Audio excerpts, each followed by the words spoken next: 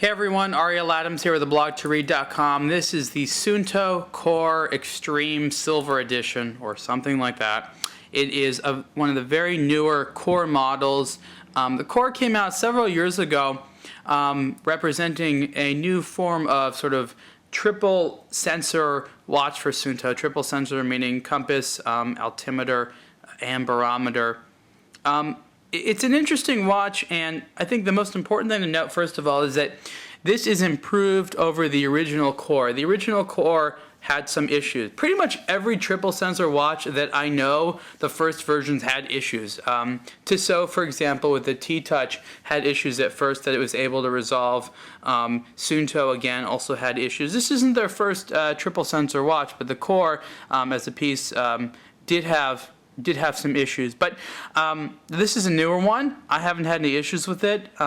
Customers seem to also feel that the newer ones have a lot of the problems resolved. So if you go online, you see all sorts of problems with Suunto. Check to see when the date of the review was, or what it was that they were reviewing. So anyways, back to the watch. Suunto watches have always been big. This has got to be at least probably 48, 50 millimeters wide, and that's how people like them, because they are wrist top computers, and this has a very sophisticated operating system in contrast to some of the more complex models. I have an Observer, for example, which is also a triple sensor watch from Suunto that came out longer ago. This is definitely a more sophisticated type of tool. So one thing you'll notice is that it has a high pixel LCD screen, meaning that there's lots of pixels on there, so it can render all sorts of things like that. So usually you'll have numerical digits that are made out of large blocks. This one has lots of little pixels that make it up. And you have a lot of different options here. So on the front of the dial, you have, it says time, altimeter, and barometer, compass, and that's one way to scroll through. So you push here the view button, and you can scroll. I'm pushing the wrong button. Mode button. I'm sorry. Push the mode button. There you get the barometer, and altimeter, and you can change with view. You can change different things like there. You have the temperature gauge right there. You have nothing if you want. You can log stuff. You can change to different types of settings there, because you can have a log function where you can track. For example, if you're going up or down, you're climbing, things like that.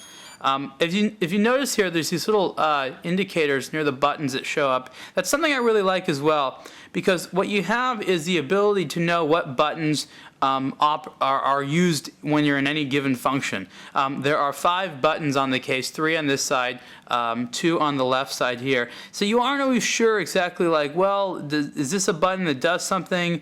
You're not really clear on that. And that thing tells you. Here it is on the compass function, for example, and there's a little indicator there. That would be the needle, and then you see the degrees here, and then it'll say, for example, in the bottom here, if the watch is facing west, northwest, things like that. And it's a nice compass function. There's a couple other fancier features in here I'm not going to go into, but I think there's some like declination thing, something like that. Beyond my understanding of compasses. And then you can also have here this display here. You can always have different functions in this area. So you can have here the time, for example, if you want to have that as a reference, or the the direction. In terms of the main screen for the time, this area down here is, you'll see lots of things like the chronograph. You see right there, there's 00, and then you can start the chronograph there. To reset it, you have to hold down this one a little bit. It's not easy to find that out. You have a timer. You have a countdown timer, which you can adjust to set at 5 minutes here. Again, you can also have blank if you want nothing. You can have the date. You can have the seconds. You can have a second time zone. You can have sunrise, sunset. Now that's pretty cool.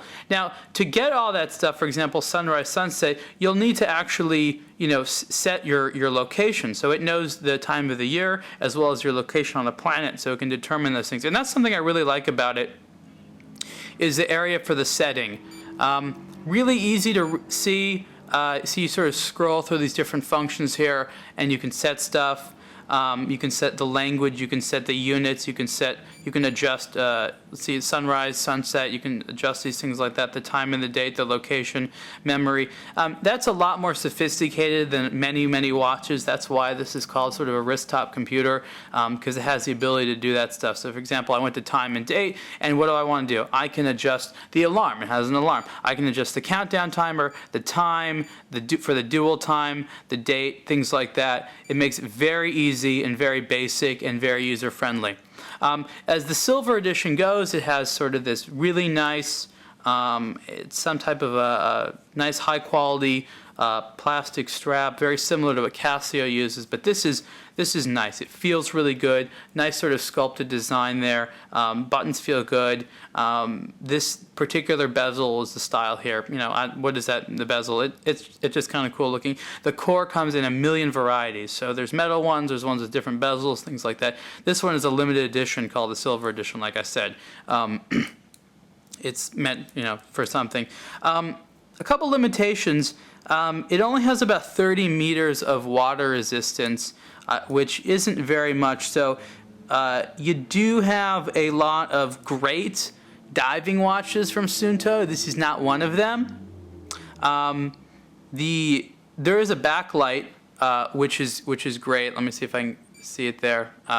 Yeah, it's hard. It's kind of hard to see. The backlight is a fine backlight, but it only really works in the dark. So as a diving watch, it's not going to be that great. Also, when you put the watch on, even though the strap is really comfortable, it is a little bit hard initially to get it through the little loop there. It's just kind of a little bit of a pain. It's not that bad, but just something you should be aware of. It is comfortable when you get it on, though, and I have traveled with it, and I have relied upon it. I've flown with it, so from that perspective, it is comfortable, it is easy to use, and I really do like the ease of accessing the functions. One last issue it has is Suunto is really bad about instructions.